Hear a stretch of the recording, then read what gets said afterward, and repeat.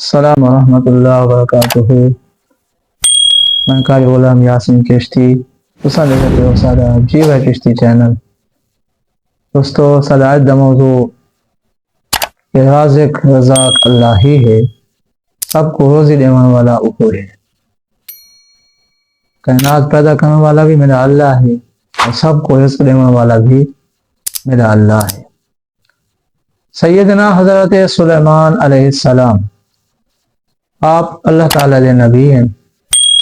اللہ تعالیٰ نے آپ کو بہت اعلیٰ شان عطا فرمائی ہے.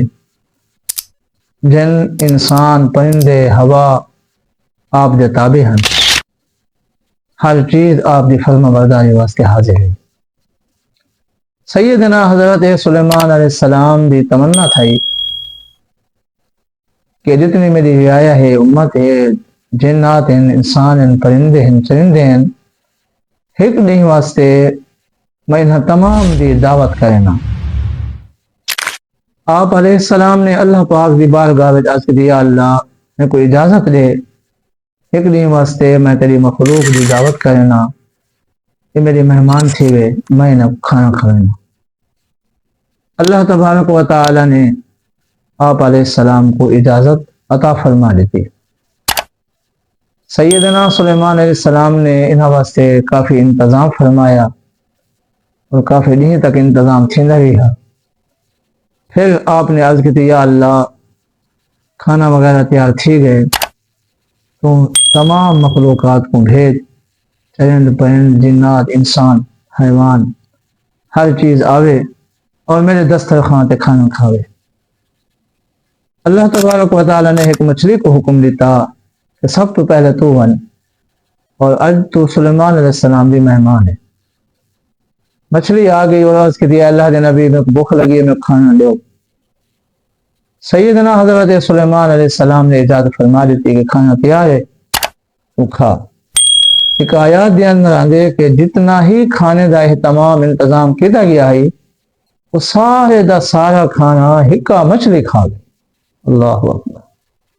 اور سب کچھ ختم تھی گیا اور مچھلی نے عرض کیتا، اے اللہ دے نبی حالی تو میں بھوکھیا، میں کو بیہ دو. آپ حیران تھی گئے. فرمایا اگے میں تمہیں کھانی ہے.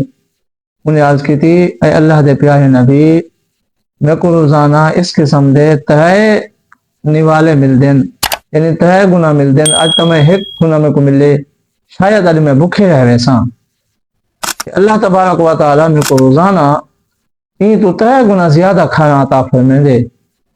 سیدنا سلیمان علیہ السلام سمجھ گئے کہ واقعی تمام مخلوقوں رزق دیونا اور انہیں دی بھوک مٹاونا یہ صرف اور صرف میرے اللہ تعالیٰ دے ہی اختیار ہے. اللہ دی ذات دے علاوہ کہیں دے واسطے نہیں کہیں کوئی جا سکے. اور جو سلسلہ ہے مہمان نوازی دا اللہ دا حکم ہے اور اللہ دے پیارے انبیاء دی سنت ہے. تو دوستو توکل اور تقوی اللہ دی ذات ہی کرنا چاہیے ہے اور اللہ تعالیٰ کو رازق ہی سمجھنا چاہیے ہے. دیکھو کتنے مخلوقات ہیں، اللہ تبارک و تعالیٰ ہر ایک کو ان کا رزق پہنچانا پائے. سب کو ہر وقت اللہ پاک دی یاد کرنی چاہیے، ان شکر ادا کرنا چاہیے ہے اور اللہ تبارک و تعالیٰ دے احسانات کو ہمیشہ یاد رکھ کے ان کی عبادت کرنی چاہیے. اللہ تبارک و تعالیٰ تمام دے رزق کو وسعت عطا فرماوے. اللہ تبارک و تعالیٰ سب دا تنگ دستیاں دور فرماوے. سب کو اللہ پاک اپنی محبت نصیب فرماوے. دوستو یہ ویڈیو دیکھنے واسطے سارے چینل کو سبسکرائب کرے سو، فالو کرے سو اور اگر دوستوں کو شیئر کرے سو تاکہ زیادہ تو زیادہ لوگ سارے چینل وابستہ تھی اور اچھا گانے سماعت کریں. اللہ تعالیٰ سب دی حفاظت فرماوے. آمین. واخر دعوانا الحمدللہ رب العالمین.